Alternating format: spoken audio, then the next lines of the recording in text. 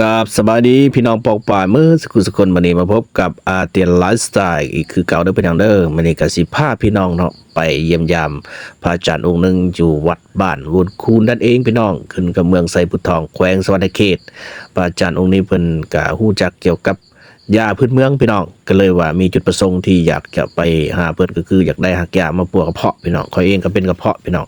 นี่แหละเหตุผลที่จะไปหาเพิ่นน่ะบ่ฮู้ว่าเพิ่นมีหรือบ่มีเฮาก็ไปถามเพิ่นเนาะ ไปครับสอบถามเบิ่งรายละเอียดมันเนาะพี่น้องเนาะเพิ่นก็อยู่นี่แหละอยู่ในอาสมนี่แหละอยู่ใกล้ๆแคมป์คลองเนาะแต่ว่าเพิ่นมาพักเย็นซื่อๆอยู่นี่เอ้าไปถามเพิ่นเลยพี่น้องว่าจังไดเนาะลุยกันเลยมาสการเขาหน่อยไปได้อยู่แคมป์คลองในม่วนอยู่บ่เขาหน่อย ม้วนอยู่ อากาศเย็นดีนะเขาหน่อยเนาะ ก็เด่นดีอยู่ช่วงนี้ โดย ยามเหมาะอยู่ต้องยามฮ้อนยามหยัง โดยเวลาน้ำมันขึ้นนี่เต็มบ่เขาหน่อยอยู่นี่นะ บ่เต็มก็ประมาณเกือบรถฝั่งก็มอง2 วานั่นนี่ฮอดพี่เด้น ถือว่าดินวัดนี่ติดกันกับคลองแล้วเนาะ กับเก็บของเลย เนาะมีคนมาหลายอยู่บ่เขาหน่อยมาแบบมานั่งชมวิวกลางเว้นหรือว่า มี มา อยู่มีหลายคนมาเยี่ยมมายามอยู่จะมาเที่ยวมาหยัง โดยก็เหมาะสมเนาะเวลาพักผ่อนยามกลางเว้นเนาะแบบลักษณะอ่านหนังสือเนาะหรือว่าแบบฟรีเวกเนาะขนาดเนาะ ก็เหมาะอยู่ใครอยากมาเที่ยวก็มันติดกับคลองติดกับดงแน่ โดย แล้วก็มีแหล่งท่องเที่ยวอยู่นี่ครับบ่อนนี้แหละบนหินสาวามาเฮาเต้า ไกลบ่ตอนนี้ไปแต่วัด ไกล วัดคูณไป เหนือวัดประมาณ อันนี้เจ้าอาวาดเด้อนะมันต้องว่า ประมาณ100 กว่าเมตรได้แล้วนี่ มอง หินสาวามาเฮาเต้า ยังไงเนาะ โดยแต่ว่าไปยามนี้ก็ได้บ่ขนาดหรือว่าไปยามแรงเอา ยามแล้งจะเห็นยามนี้บ่เห็นน้ำท่วมแล้วก็บ่เห็นแต่ยามแล้งนี่เห็นอยู่ปูเพิ่นอยู่ โดยแต่ว่าออกพรรษานี่มีแต่ว่าฮับกินน้ำมนต์อยู่เนาะขนาดเอาทั่วไปเนาะ ครับทั่วไปปกตินั่นแหละ โดย นี่แหละ ก็กิจกรรมก็มีแต่ว่า ส่วนญาติโยมเฮา ธรรมดาเนาะขนาดเนาะบ่ได้มีหยังหลายบ่ได้เคร่งครัดคือวัดอื่นเนาะธรรมดาเนาะ ก็ธรรมดา โดย เป็นกลางอยู่ โดยเป็นชายกลางเนาะ เฮ็ดไปปกติ โดยแต่ว่าหลักๆมีเฮ็ดยาเนาะคนนั้นเนาะตามที่คำลำลือมาแบบมีพระออกตนยันยอมเป็นชนเขาถามว่าโอ้เพิ่นว่าพระอาจารย์เกตเพิ่นนี่เพิ่นเป็นหมอยาเขาหน่อยก็ กับพอได้อยู่หมอยาก็ได้ก็คือเห็นนั่นแหละเอาไปแนวทางก็บอกให้เพิ่นอยู่ โดย ไปกินกับผู้ดีก็ดีผู้บ่ดีก็คือว่าแหละมันบ่ถือกับพญาติบ่ถือกับนั่น แล้วแต่เนาะแล้วแต่พญาติพะเยาของ แล้วแต่เป็นคอยเป็นแห้ง โดยหลักก็เป็นยาพวกประเภทได้เขาหน่อยเฮ็ดนี่จนหลายนะ ยาก็ยาลูกดีลูกกระเพาะเจ็บแข้งเจ็บขาเจ็บเช่นเจ็บเอ็นประดงจะพวกหลักๆก็มีแต่นี้แหละนี่เป็นลูก โรคเก่า ไปหลังบ่ โรค ลู ไป ก หลัง เกาลงอย่างนี้ก็พอมีอยู่ลูกปอดปอดอักเสบแบบนี้ โดยก็มียังสิให้ทั้งออกต้นญาติโยมเขาไปใส่แบบเขาเมื่อเขาดีอะไรจะให้เขารักษาอะไรต่อไปนะครับ อะไร แบบเวลากินยาลงไปแล้วหายดีหรือว่าบรรเทาแล้วสิให้เขารักษาแบบได้สมมติว่ากะหลำมันยังแน่กะหลำนั่นกะหลำนี่ ก็คลำแนวอยู่แนวกินนั่นแหละคลำแนวเผ็ดแนวมันเผ็ดคือเป็นพวกเฉพาะเผ็ดพวกอย่างนี้ให้ค่อยกินบ่ได้ ประเภทเครื่องดองได้เนาะ เครื่องดองเครื่องอย่าง แต่ละมือประเทศเนี่ยมันคิดแต่ว่าวิจารณ์รัฐบาลเลย โดย ยาประเทศบ่ดีเพิ่นบ่ดี อ้าวขน้อยก็บ่มีหยังพี่น้อยเด้อก็มีแต่มาถามนำพระอาจารย์แหละก็ขอบใจนำพระอาจารย์หลายๆเด้อขน้อยเด้อ เจ้าเจ้า อาจารย์ก็อยู่ดีมีแฮงเป็นหุ่มโพหุ่มใสขอพรนำพระอาจารย์น้อยๆเนาะ คนไทยแล้วมันตัว อ่ะดีมีแหงเด้อหายทุกข์หายสุขหายโรคไปหายพญาลูกค้ามีความสุขความเจริญในหน้าที่การงานสาธุ สาธุ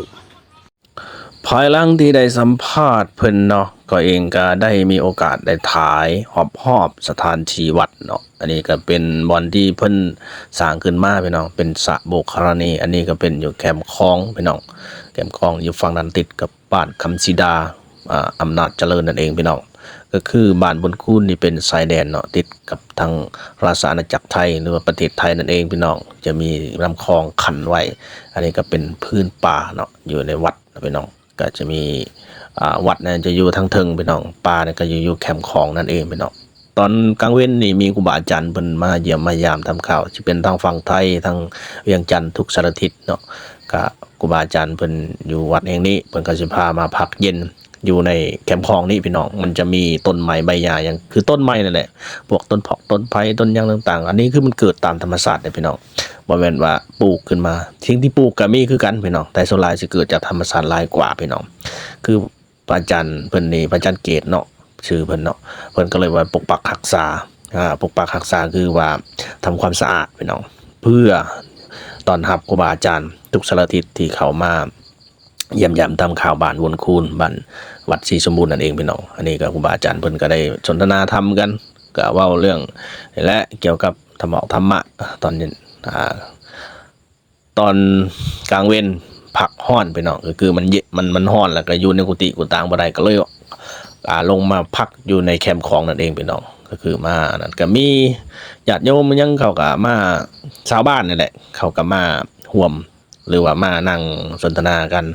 เล็กน้อยๆเนาะหรือว่ามาอบรมกันสนทนาธรรมกันประมาณนี้แหละส่วนพระอาจารย์เกตเพิ่นก็นั่งปูนอยู่อาสมเพิ่นเนาะพี่น้องจังไดเขาก็ได้สัมภาษณ์เพิ่นไปแล้วเกี่ยวกับยาเนาะเฮาก็สิฮู้ว่าเพิ่นเป็นหมอยาแต่สำหรับคลิปนี้เป็นคลิป EP ที่1มันจะมีอีก EP ที่2พี่น้องข้อยก็สิเฮ็ดออกมาอีกอันนั้นคือสัมภาษณ์เกี่ยวกับยาโดยเฉพาะเลยพี่น้องอันนี้คือมารวบรวมคลิปต่างๆอยู่ในวัดของเพิ่นเนาะเพิ่นเนี่ยก็มีเพิ่นเป็นทั้งหมอยาเป็นทั้งพระที่พัฒนาเกี่ยวกับรอพระรอหยังก็ว่ากันไปพี่น้องเพิ่นก็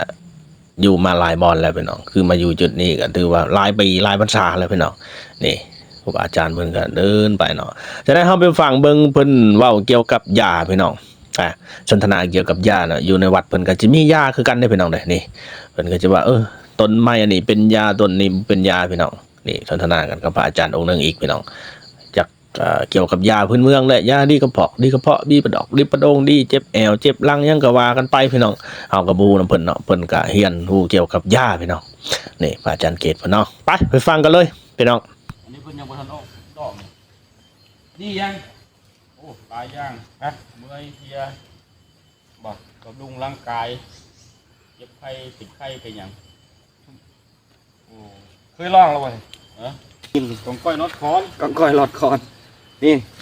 ทุกคนเอาต้นญาติโยมเด้อเพลียกองก้อยหลอดคอนเป็นว่าเนาะดีมาต้มแต่น้อยมันสิออกดอกพ่อคือพ่อกับเจ้านี่กับเจ้าไปบอกเราดีเจ็บหลังเจ็บแอวกินข้าวแซ่บนอนรับบัดบุกก็เกี่ยวกับเส้นเอ็นแพงได้อยู่ในตลาดเลยกำหนึ่ง50,000กำหนึ่ง50,000กำหนึ่ง50,000อันนี้บ่ขายนี่ให้มาเก็บเอาเรียกอะไรเก็บเอารถเก็บเอารถเวลาเก็บกับบ่ให้เงาทับนี่ทักพี่เอามาไปต้มกินเมื่อยเจ็บเส้นเจ็บเอ็นเจ็บหลังเจ็บแอวบ่โอ้ยดีสิบลองมีแต่ตีนดงได้นี่ตีนดงอยู่มองอื่นบ่มีแต่ตีนดงกับในดงมีอยู่นี่อยู่เดียวมีแต่อยู่ในดงคนทันก็มีแต่อยู่ในโคกเราบ่มีเป็นยาพื้นเมืองแล้วมียังอีกสรรพคุณอยู่นี่ในป่านี่อยู่ตะกี้ก็ตัดไม้บ่ได้อยู่พี่บ่เสียหมูแล้วนี่เสียหมูรถนี่ไปทางนี่บ่ได้ตะกี้ก็โฮกนี่มาเฮ็ดยังได้ยังสิตัดได้พระอาจารย์มาอยู่นี่แล้วเฮ็ดยังได้ยังตัดได้ก็ตะกี้กับผู้นั้นก็มาตัดผู้นี้ก็ตัดก็เลยลืมบ่เลยจะปลูกเพิ่นก็หายค้านบ่ลืมได้ตะกี้นี่บ่ได้เพิ่นหายได้ก็เพิ่นเคยให้โชคให้ลาภอยู่นี่ก็เคยให้อยู่บางมื้อก็ฝันเห็นหยังฝันเห็นหมาเห็นแมวไปก็ซื้อเลี้ยงหมาเลี้ยงแมวก็ถูกอยู่นักเดือนละปีละเพิ่นก็ไปท่านหลายเพิ่นก็กันพนันว่าเพิ่นก็บ่ได้หายบ่ได้ว่าดอกมานี่ก็ขอนี่แต่ว่าปลาดวงนี้คักอยู่ได้นี่ทึบมืดอักยาก็รอกระแตนี่ว่าซั่นนี่แต่กระเล่นก็ห้องหมดโอ้กระเล่นก็ห้องกระเล่นแล้วก็นกกดลายอยู่บ่นกกดนกกระจิบนี่ได้บ่เฮ็ดน้ำมันนี่สิเฮ็ดอ่างน้ำแล้วยังมันมีท่อมันซั่นท่อน้ำไว้ ใส่ให้นกกินให้น โอ้ กให้ไก่ แสดงว่าพระอาจารย์นี่ทางธรรมชาติเนาะ อนุรักษ์ไว้ได้อนุรักษ์กับเจ้ายิงได้ ไก่ปลาก็มีว่าไก่ปลานี่ ไก่ป่าก็มีแลนก็มี แลนก็มี ลิงก็มีตัวหนึง ลิงก็มีอีกชะนีบ่มีเนาะชะนีเนาะ บ่มี ชะนีบ่มี ลิงจะปูไว้ก่อนนั่นแหละใหญ่จับกับคนนั่นแหละ ลิงน่ะเคยเข้าไปนั่นในวัน เคยมาเลาะอยู่นี่แหละเขาเดี๋ยวนี้ผมเคย สุดท้ายนี่ก็จะได้อำลาพาจากพี่น้องปองปายเมื่อสกุลสกลเนาะสำหรับคลิปนี้ก็ฝากไว้กับพี่กับน้องเนาะอย่าลืมกดไลค์กดแชร์กด Subscribe กับช่องอาร์เตียนไลฟ์สไตล์มีอย่างดีๆก็สิฝากไว้ อย่าลืมติดตามเบิ่ง EP ที่2เด้อพี่น้องเด้อสัมภาษณ์เกี่ยวกับหักยากับพระอาจารย์เกตเนาะเกตแก้วอยู่วัดบ้านวนคูนจะได้กลับไปก่อนเด้อพี่น้องเด้อบายบา